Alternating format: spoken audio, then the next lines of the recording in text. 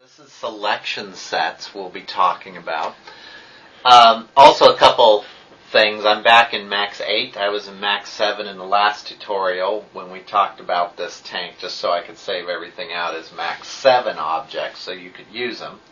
But I'm back in Max 8 now. Nothing different between the two and anything we're talking about right now.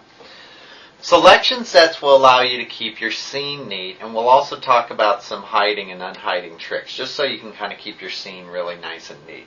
I'm going to start with this big object up here. It has a little swivel piece down below it. Change this to wireframe. You can see there's a little swivel piece down below that. I'm going to grab both of these by left clicking and dragging around both of them. Remember, you set your selection type right up here. And I'm going to go over here and I'm going to call this missile rack underscore, what am I on? I'm on the right side. R for right. And hit enter. And now, anytime I want to select that piece, I just go up here, hit the little drop down, ignore this one, I was testing something earlier. Hit the little drop down and it will select that piece. So I don't always have to drag around it. I can select them from up here. Now, I'm going to do the same thing over here. This one's going to be called missile rack underscore, what am I on, left? Enter. Always hit enter or it won't work. Now you can see I can grab that one or I can grab that one.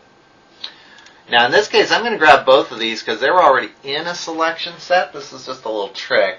I'm going to right click and say hide selection, and then that way I won't accidentally grab them for my next selection set. Now, I'm going to go to the body next, and I'm going to click on this object, this object, this object, and the body.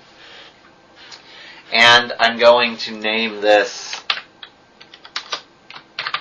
body. Now let's call it tank body. There we go. Hit enter. And now I have the tank body selected. But watch what happens when I go here to hide this. See, I missed some pieces back here. There were actually some other pieces attached here. There's also a dummy. I'm going to delete the dummy. There's some pieces that weren't attached. So I can go back up here to the tank body. It's going to say, well, that's already hidden. Do you want to see it? And you say yes. And I can then go back and edit this by using this button right next to it. It'll bring up this screen.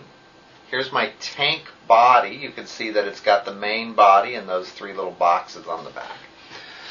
But I'm going to now highlight those little boxes that I missed right here. I think they're down in here.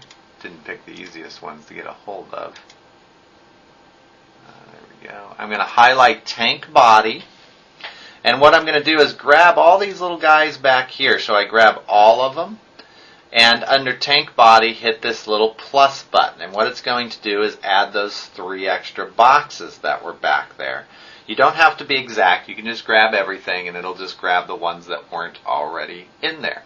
Obviously, if you want to deselect something and get it out of the group, it's this button right here. You highlight it and hit subtract. Okay?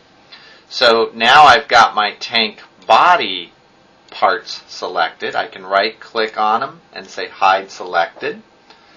See, I missed one there, so I'm going to go back to tank body and I'm going to go over here, tank body.